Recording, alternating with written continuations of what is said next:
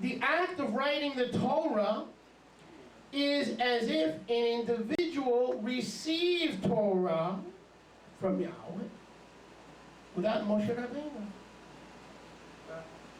Okay, if you write the Torah as a returning Ephraimite, I'm really back. I'm all the way back. I want to be Yahweh's instrument of His word. Yahweh says, then write a copy of the Torah, because if you do, it is as if Yahweh has given it to you firsthand. Now you think, wait.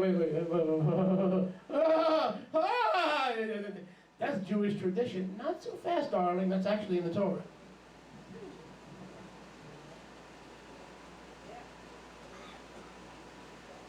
Turn to your neighbor and say, that's actually in the Torah. Where, Baba? Pupasita. ¿Dónde? En mi palabra. ¿Dónde libre? No sé. Devarim 17. Devarim 17. If we could write our own Torah, it's a mitzvah. It's such a great mitzvah to transmit, to be a transmitter of the Torah, then it's as if we received it for the first time on Mount Sinai without Moshe. Wow. Devarim 17:18. Yahweh warns, no kings, no reign in Israel, but if you choose a king, and if you disobey me, because you want to be like all the Goyim, all the Gentiles, here's what's going to happen. Devarim 17:17, the king shall not multiply wives to himself, so that his slave, his tart, turns away from me. Neither shall he greatly multiply himself silver and gold. So can a man have many wives? I get that all the time. Can a man have many wives? Well, okay. Let's say a man. Say a man can have many wives. Let's play devil's advocate. Let's assume the Torah allows that. Understand one thing with all your women. Oh, I'll follow the Torah, and the Torah says I can have more than one wife. No problem. Here's what's going to happen. Your heart's going to go bye-bye from Yahweh. Your heart's going to become your you-know-what. All right? You could say goodbye to Yahweh. You could say goodbye to His calling. You could say goodbye to His people. You could say goodbye to His purpose and go chase your harem. Go track down your harem. Can technically a man have many wives? Sure. But what could happen to you is what happened to most of our people who engaged in that stuff. Now watch this. Watch this. Neither shall he multiply wives, so that his slave turns not away. Neither shall he greatly multiply himself silver and gold. He shall be when he sits upon the kiseh. Here's how he should be righteous. He shall be when he sits upon the kiseh of his malchut. And I love these polygamists. Well, brother, it's not for the sex. We're not doing it for the sex. We just love to support 50 women and 30,000 grandchildren. Lying mama. I'm going to stuff you in the backseat of a house of pancakes and hit you upside the head with a buttermilk pancake. You show me one man that marries because he wants to support 50 grandchildren instead of 20. Show them to me. I have a straitjacket that I can slip them into right now. It is for the sex. It is for the sex.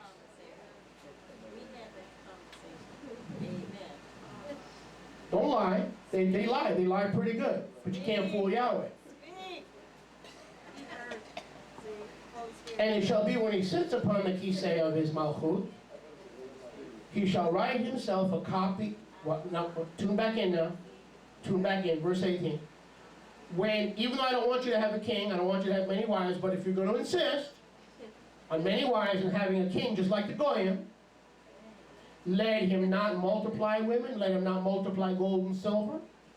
Verse 18, and when he sits on the throne, the first step at his inauguration, in order to inaugurate a king of Israel, the first thing he must do, turn to your neighbor and say the first thing.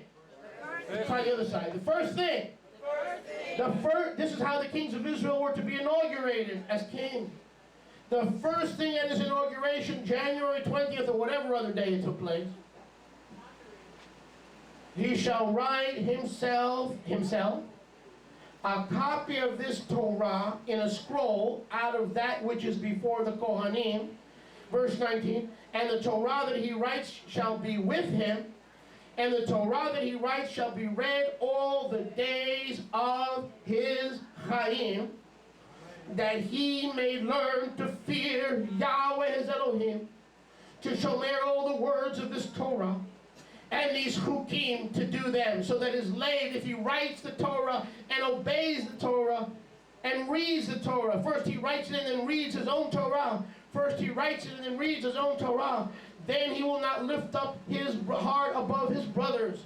Then he will not turn aside from the mitzvot to the right hand or to the left, so that in the end he may prolong his days in the kingdom which he and his children have inherited in the midst of Israel. The key to a successful reign was to copy your own Torah and then read your own Torah. So every king of Israel was supposed to be a sofer. Are you a king? Revelation 1:6, we are kings and priests. Who's gonna be the first to write their own Torah? I mean, word for word, just like it is there. I know we may not have that ability, but I'm just trying to show you the meticulous transmission that was required. Can we really believe this book is in its entirety the Bible? The kings of this people who preserved this book couldn't reign or be inaugurated until they wrote their own copy of the Torah. Not in Chinese or Korean, in Hebrew. And you're worried about if Yahweh has preserved his word, and that's the way the New Testament was written, by the same Sophrim who wrote the Tanakh. Amen. Does that blow you away? I said, does that blow you away? Every king could not rule, and you want to be a king in Israel? No problem. Here's how to get ready for your ministry as king. First, write the Torah, copy it, learn it, and keep it, and read it every day of your life. So, am I worried about Hebrews not being inspired? Pablo not being inspired? No, Hebrews 8:6. The New Testament is given as if it were Torah. The New Testament is Torah. We've got to take it out of our Gentile mindset that the New Testament is the second part of the Bible. It is not. It is given to us as the Torah. It is Torah. Amen. I'm going to make a statement. The Brit Chadashah is as inspired and is as anointed as the Torah. There's no difference. It is Torah. Amen. Hallelujah. Yeah. Hallelujah. And if you're listening on the radio and you keep going to the website of people who say Hebrews is not inspired and Paul's letters are not inspired, I'm sorry. I love you. I pray for you. I pity you. You deserve what you get for entertaining those demons. Amen. Just because he has a mouth and a nose or ears doesn't mean he's not a demon. That's right. That's right. And he doesn't carry curses. And by listening to him, they are transmitting curses to those who believe that stuff. You know, there are chat rooms probably all over the internet talking about Rabbi Moshe. Oh, Rabbi Moshe, you know, he's a sucker. He believes that the New Testament is as inspired as the Torah. You know why? Because these 10 principles that I shared with you were used to write the New Testament. Same principles, same nation. It wasn't the Chinese people hiding under the Great Wall of China. The same principles were used to write Matthew as were used to write Genesis. More than that, if you want to argue, I debated rabbis on TV. I debated Rabbi Solomon Schiff on Channel 2, public broadcasting. From one minute to the next, you didn't know if he was coming or going. The Ruach HaKodesh spanked him and tied him up. I have the tape. If you want to see me debating rabbis, I have the tape. I'll be happy to lend you a copy or sell it to you. Even better. What was I saying before that? Help me. Somebody help me get back there. I was just saying one other thing before that. Yes, inspired. Don't listen to those demons. Oh yes, people say, well, you know, we used to believe in the Jesus, and then we went away. Now we went to Judaism. We're Orthodox. We don't believe the New Covenant's inspired. We used to believe that nonsense. It's just a bunch of baloney. Really? Well, wait a second. You want to talk strictly chronological? Is that what you want to base your argument? Yes, because we know the Torah has been preserved, as if the writers of the New Testament weren't scribes, as if John wasn't a scribe, John the Beloved, that kid who went and checked out all the writings. When was Genesis written? And I'll close with this and just relax. When was Genesis written? Is it true that Moshe Rabbeinu had a little tent in the Garden of Eden, and then Adam naked? Adam naked, Yahweh throws Adam and Eve out, drives them out in Honda, puts them in back seat, driven out of the garden.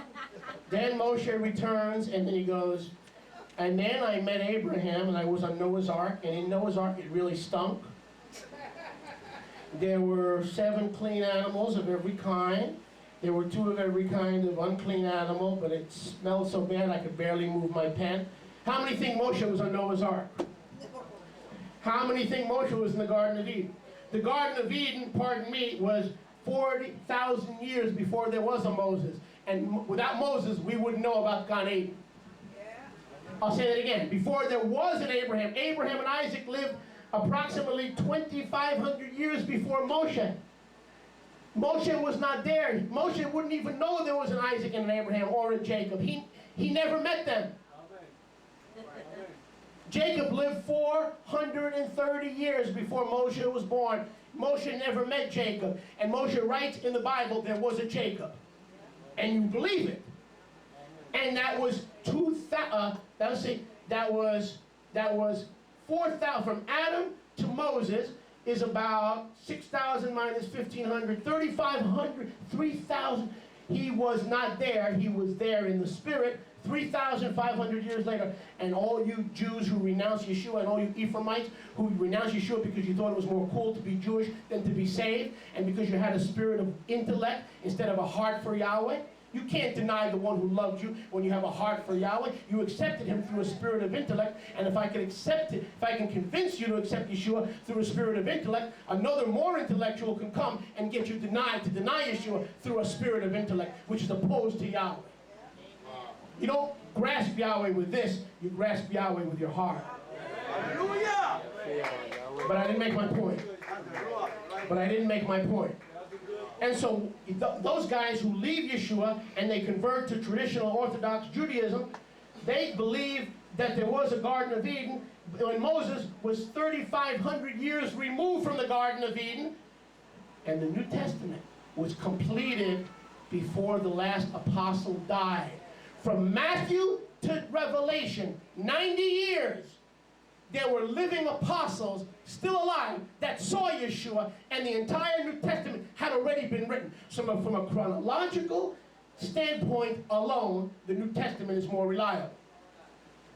If you want to argue chronology, and if you want to argue historicity and authenticity, the New Testament is more reliable than the Torah. One is a witness of 500 brethren at one time, recorded within 90 years of the event, whereas most of the Torah is recorded 3,000 years after the event by one witness, Moses. One witness.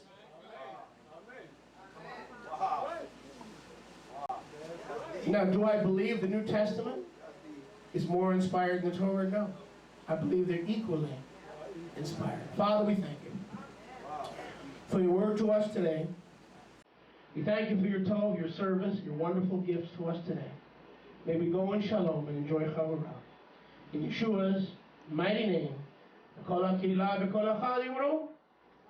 Amen. Amen. Stop. Rosh Chodesh, dinner tomorrow night. What time? Service, what time? Daytona 500, what time? 3 o'clock. Rabbi Moshe's golf game, what time? 9 a.m. Shabbat Shalom. We love you. Yeshua.